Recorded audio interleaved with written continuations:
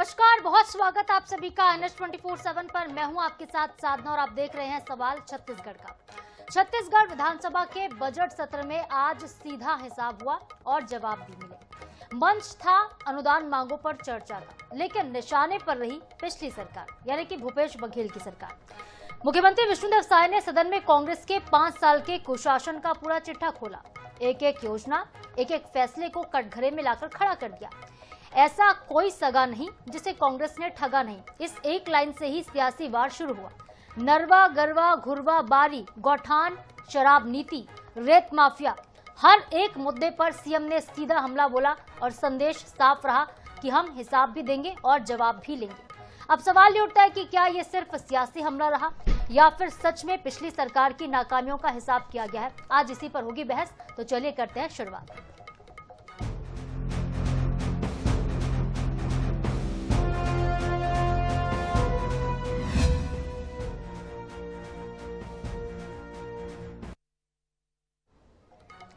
तो आज का हमारा विषय है साय का हिसाब, कांग्रेस को जवाब।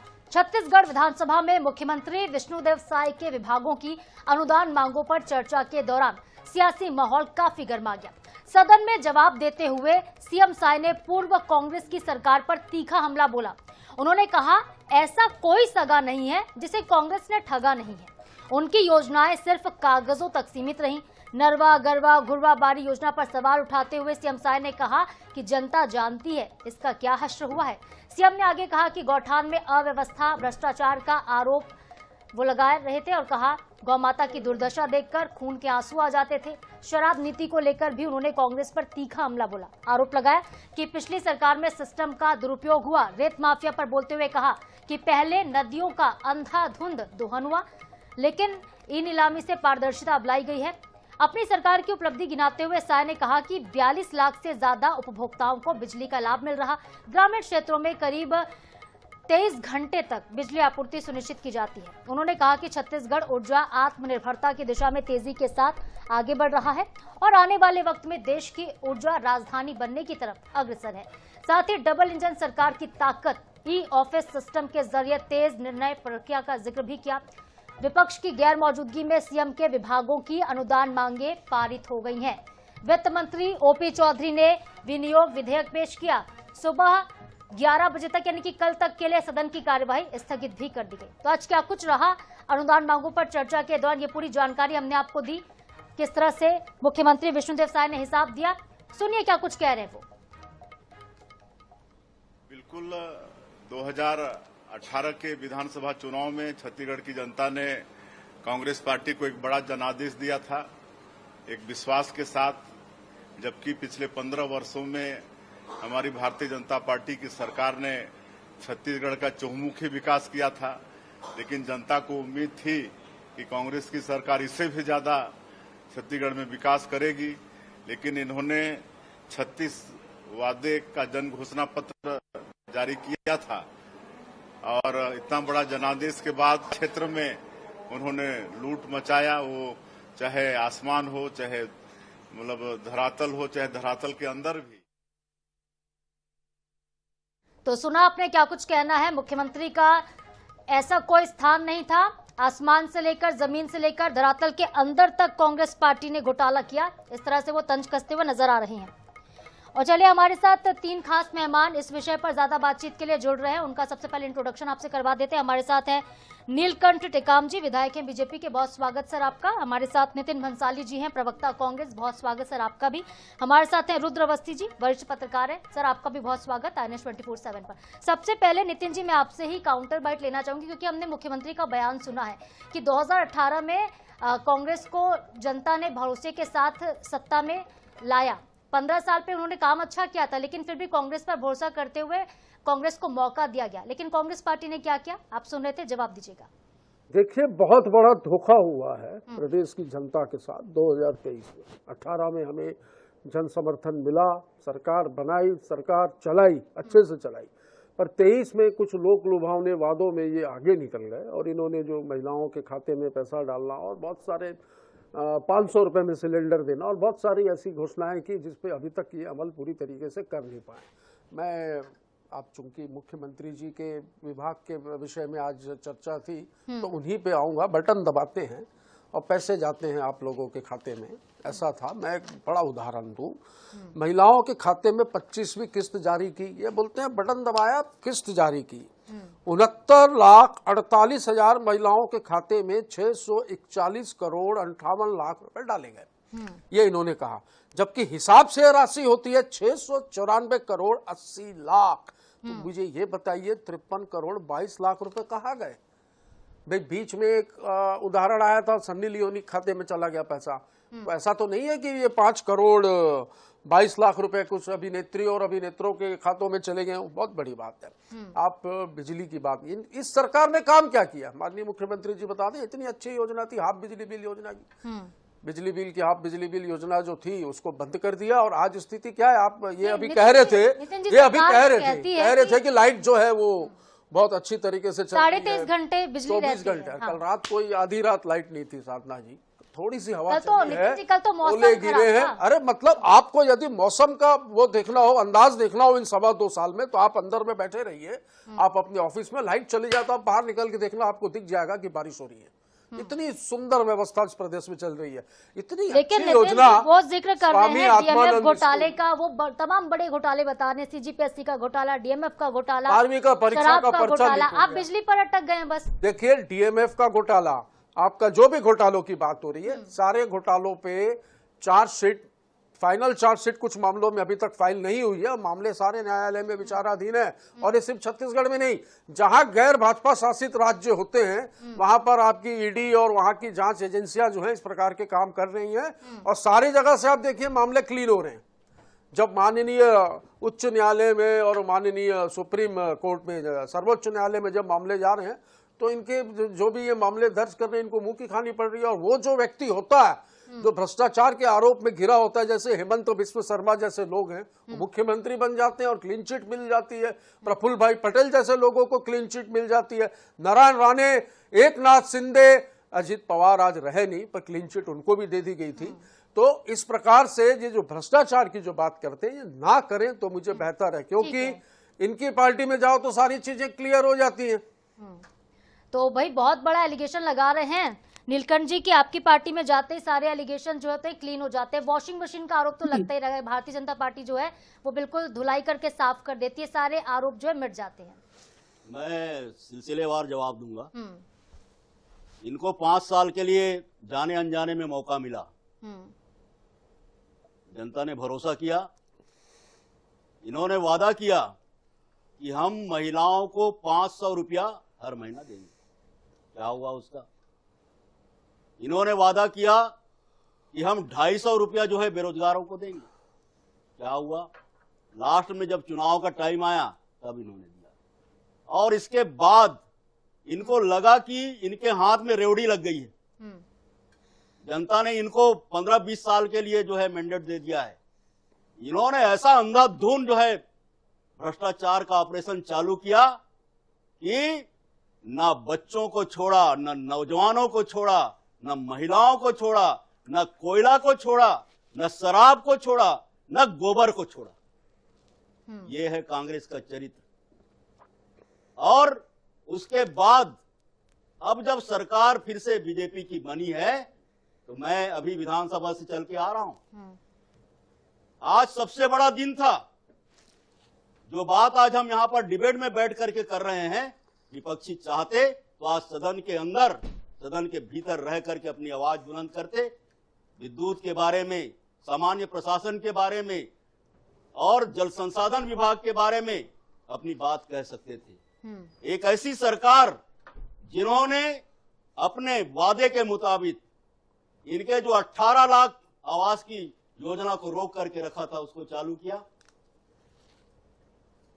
लेकिन नक्सलवाद को 1 साल के भीतर खत्म करने का जो संकल्प लिया था उसको खत्म। ठीक है टेकाम साहब, आप तो वो सारी बातें दोहरा रहे हैं जो कि मुख्यमंत्री ने सदन में पहले से कह दी हैं।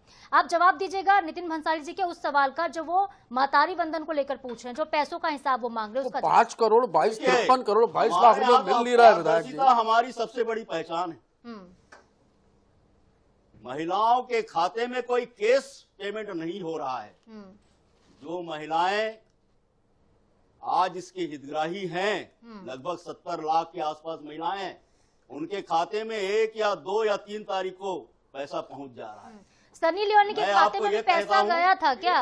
वही मैं बोल रहा हूँ, मैं डिबेट में भी आया था। वो मैं बोल रहा हूँ, इतने बड़े अमला के साथ, इतने बड़े संख्या के साथ जब कोई काम किया जाता है तो उसकी बहुत सारी कमियां भी रह जाती है, लेकिन कमियों को छुपाना अपराध है। अगर कमियां आती है तो उसको ठीक करना एक अच्छे प्रशासन का, एक अच्छे प्रशासक का धर्म कहलाता है। और ये जो संख्या गणित अभी आप बता रहे हैं, मैं वो लेकर के नहीं आया हूं। निश्चित तौर पर या तो कोई बैंक में केवाईसी के कारण जो है वो रुक जा रहा होगा, या फिर कोई जो हितग्राही जो महिला है उनका डेथ हो गया होगा, उसकी वजह से रुक जा रहा होगा। अदरवाइज ये जो कमिटमेंट हमारी सरकार ने की है महतारी बंधन योजना का, वो बकायदा महिलाओं के खातों तक जा रहा है और उनके जीवन में खुशहाली आई हुई है। बिल्कुल टेकाम साहब, आपके जवाब से मुझे वो डायलॉग याद आता है कि बड़े बड़े शहरों में ऐसी छोटी छोटी बातें होती रहती है। क्यों भंसाली जी? छोटी नहीं हो रही है, बहुत बड़ी है। ये कोई 1-2 रुपया नहीं है, ये आपके 53 करोड़ 22 लाख रुपए गायब हैं। मैं 53 करोड़ 22 लाख का हिसाब मांग रहा हूँ। और नीलकंठ टेकाम जी वरिष्ठ विधायक हैं, मैं बहुत प्रभावित हुआ इनके साथ डिबेट में बैठ के। पर दुख इस बात का है कि ऐसे अनुभवी लोगों को विधानसभा में मंत्री नहीं बनाया है इस सरकार ने, और अपरिपक्व लोग वहां पे मंत्रिमंडल में बैठे हैं। दयाल दास बघेल, लक्ष्मी रजवाड़े जवाब नहीं दे पाए, जवाब नहीं दे पाए अपने विभागों का, धोखा दे दिया, जवाब नहीं दे पाए। पक्ष के और विपक्ष के विधायक जब कुछ क्वेश्चन कर रहे हैं, प्रश्न लगा रहे हैं, तो वो कहते हैं इसका जवाब है नहीं, हम दे देंगे, हम कर देंगे। इस प्रकार की अपरिपक्व बातें विधानसभा के अंदर, तो ये सरकार चल रही है, बैलगाड़ी चल रही है, ये समझ से परे। आप उनको मंत्री बनाने की बात कह रहे हैं, टीएस सिंहदेव को भी तो मुख्यमंत्री नहीं बनाया कांग्रेस ने। देखिए, मुख्यमंत्री नहीं बनाया, उप मुख्यमंत्री तो थे, यहाँ तो आखिरी में बनाने की बात जब सरकार का, पर ऐसा नहीं था।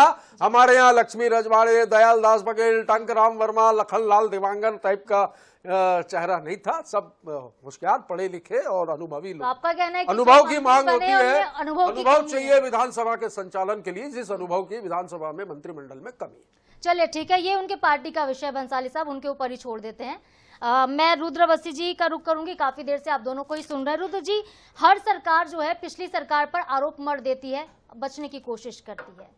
क्या लगता है आपको कि जिस तरह से आज हिसाब कर रहे थे मुख्यमंत्री और जवाब दिया है कांग्रेस को, इसमें कितनी सच्चाई नजर आती है? देखिए साधना जी, ये व्यवस्था है कि विधानसभा का जो बजट सत्र होता है उसमें सारे मंत्रियों के विभागों के अनुदान मांगों पर चर्चा होती है। आज मुख्यमंत्री के जो विभाग हैं उनके अनुदान मांगों पर चर्चा हुई, उन्होंने अपनी बात रखी। लेकिन जो आपने सवाल किया कि उन्होंने पिछली सरकार के कार्यकाल की चर्चा की, उस पर आरोप लगाए, यदि ये चीज जो है ये भी दिखाई देता है कि पिछली सरकार में क्या हुआ, इस पर बहस करने की बजाय मेरी समझ में बहस इस बात पे होनी चाहिए कि इस सरकार के आने के बाद क्या हुआ। ठीक है, आरोप आप लगाएं या उनको सामने लाएं, उनके मामले उजागर होने चाहिए, या जो हो रहे हैं उस पर कार्रवाई हो रही है वो तो अपनी जगह है ही। लेकिन आप उसमें से बहुत सारे इश्यूज ऐसे हैं, जैसे मैं एक उदाहरण देता हूँ, रेत को लेकर फिर खबरें क्यों आती हैं? क्या आज माफिया गायब हो गए हैं क्या? कि आज पूरी तरह से रेत को लेकर व्यवस्था ऐसी बन चुकी है कि जो नियम कानून के तहत सारे काम हो रहे हैं, इस तरह का है क्या?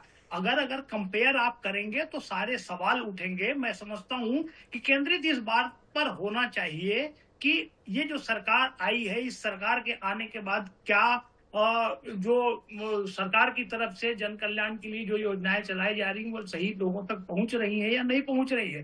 अभी जो कांग्रेस के मित्र जो है वो बहुत सारे आंकड़े दे रहे थे, मैं आंकड़ों की बात तो नहीं करता, लेकिन ये तो एक महतारी बंधन योजना की एकमात्र की बात हो सकती है।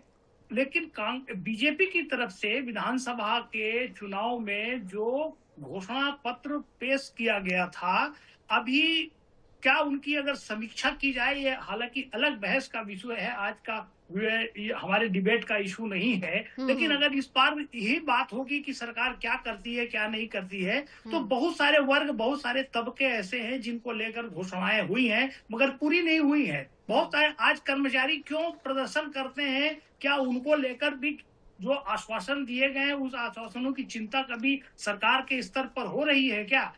या बेरोजगारी की ही जैसे चर्चा होती तो उस पर क्या बात कही गई है और क्या उसका उस पर अमल हो रहा है क्या? इस बारे में तो बताया जाना चाहिए। ये ठीक है, जो उनके विभाग के अनुदान मांग है उस पर उन्होंने रखा, उस पर बहस होनी चाहिए थी। विपक्ष को भी चाहिए था कि वो मौजूद रहता और उस पर वो बहस करता, ये बात रखता कि उसमें क्या क्या खामियां हैं, कमियां हैं, जिससे इस प्रदेश की जनता को ये चीज समझ में आती कि आखिर कहाँ गड़बड़ी हो रही है। लेकिन शुरुआत ही इस तरह की हुई कि पहले पिछले कार्यकाल जो है उसकी चर्चा छेड़कर इसे ही डिबेट का इशू बना दिया जाए कि पिछली सरकार ने क्या किया क्या नहीं किया। मेरा तो कहना है कि आज जो है लोग इसको जानना ये चाहते हैं, प्रदेश की जिस पार्टी को सरकार बनाकर बैठाया है वो क्या कर रही है वो बिल्कुल बिल्कुल आप सही कह रहे हैं सर कि पिछले 5 साल का बार बार कार्यकाल गिनाया जाता है, लेकिन अभी 2.5 साल में क्या हुआ है ये बातें नहीं होती हैं। टेकाम साहब जवाब दीजिएगा इस बात का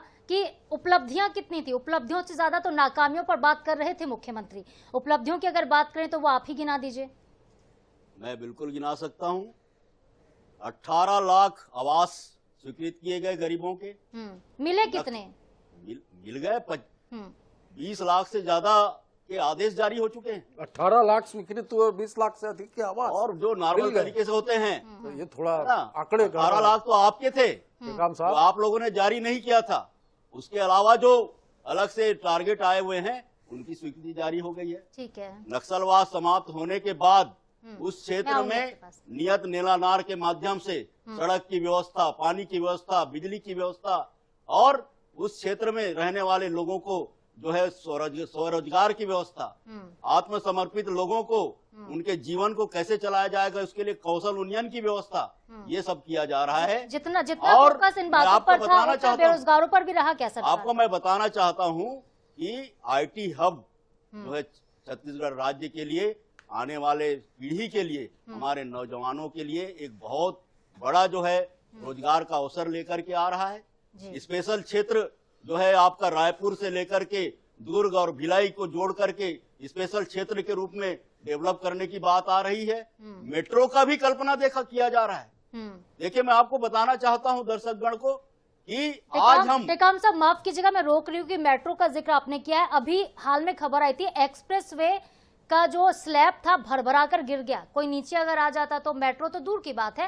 अरे तो मेट्रो का एक पत्थर नहीं रखा टेकाम साहब, क्योंकि सरिया नहीं लगा है। 2 साल से आप लोग कह रहे हैं मेट्रो का एक पत्थर नहीं रखा। काम की जो क्वालिटी को लेकर के आप बात कर रहे हैं, हमारी सरकार के ये निश्चित तौर पर मानना है कि अगर कोई भी गड़बड़ी होती है, कोई भी कमी होती है, कोई भी गलती होती है तो जिम्मेदार व्यक्ति को बख्शा नहीं जाएगा। हमारे पास छिपाने जैसा कोई काम नहीं है। अगर कोई कमियां है उजागर होता है उस पर कार्रवाई करेंगे। और मेट्रो की जहां तक बात कही गई है उसके सर्वे के लिए जो है स्पेशल लोगों के लिए जो एक्सपर्टीज हैं उनको जो है इस काम के लिए लगा दिया गया है। ठीक है टेकाम साहब। भंसाली जी विपक्ष क्यों नहीं वहां पे उपस्थित था? सारी बातें सदन में कह लेते ना, यहाँ डिबेट करने की आवश्यकता नहीं पड़ती। वो शुरू में ही जो शुरुआत जो होती है वो शुरुआत ही गलत थी। आप अपने विभाग की बातें करें, अनुदान जो बजट की जो चर्चा थी उस पर चर्चा करते।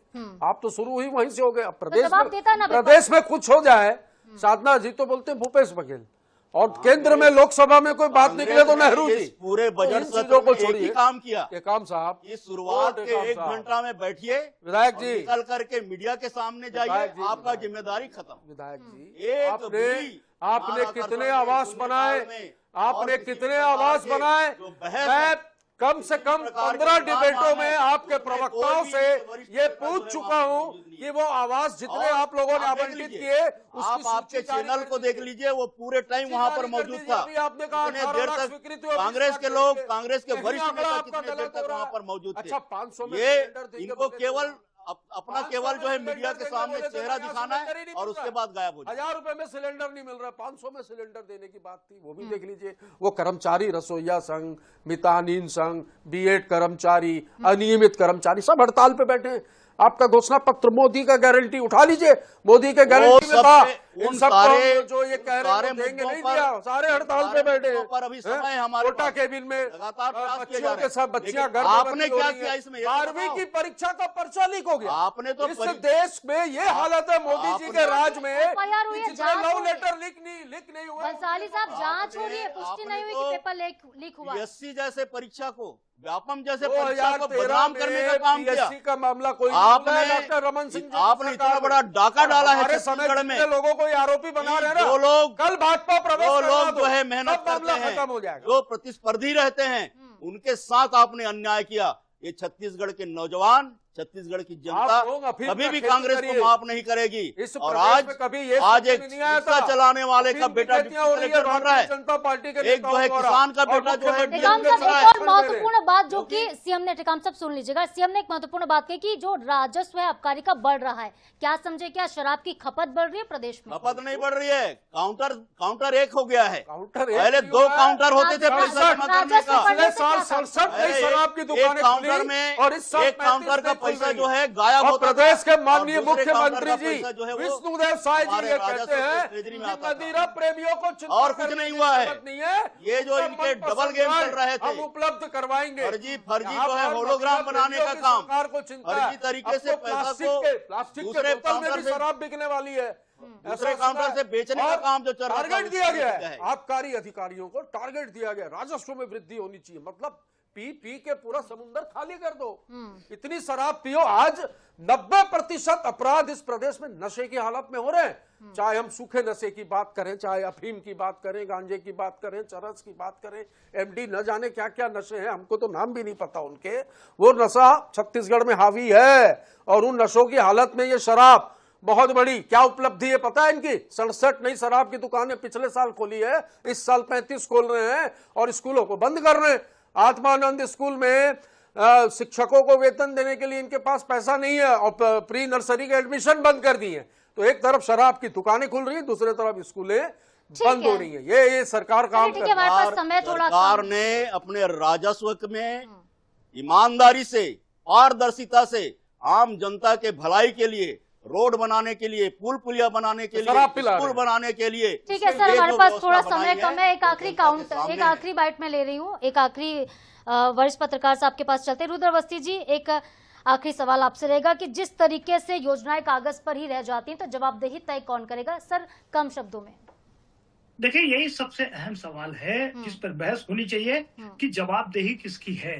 क्योंकि बजट तो बनते हैं, बहुत बड़ी बड़ी बातें होती है। अभी भी इस चर्चा में मेट्रो से लेकर बहुत सारी बातों का जिक्र आया है, लेकिन हम इनको कागज पर सामने ले आते हैं, लेकिन सतह पर नहीं उतरता। आम जो लोग हैं वो जो इनके बजट पर भरोसा करते हैं कि ये बजट पेश किया गया है तो ये जमीन पर भी दिखाई देगा, तो इसकी जवाबदेही तो तय होनी चाहिए कि इसी पर तो, इसी से तो मैंने शुरुआत में कही ना कि बजट वो भाषण मुख्यमंत्री जी का शुरू तो यही होना चाहिए था कि हमने ये किया। पिछली सरकार ने ये नहीं किया, वहां से शुरू करके बजट की दिशा, बहस की दिशा ही हम बदल देते हैं, जिसके कारण से मुख्य मुद्दे पर चर्चा नहीं हो पाती है। ये समय बिल्कुल दिशा बदल गई और मुख्य विषय पर चर्चा यहाँ पर नहीं हो पाई है। बहुत शुक्रिया आप तीनों का, इस समय हमारे पास कम है। धन्यवाद डिबेट में शामिल होने के लिए, कीमती वक्त हमारे साथ साझा करने के लिए। तो इसके साथ ही आज के इस विशेष प्रोग्राम में इतना ही, लेकिन खबरों के अपडेट्स के लिए आप देखते रहिए NH 24/7। नमस्कार।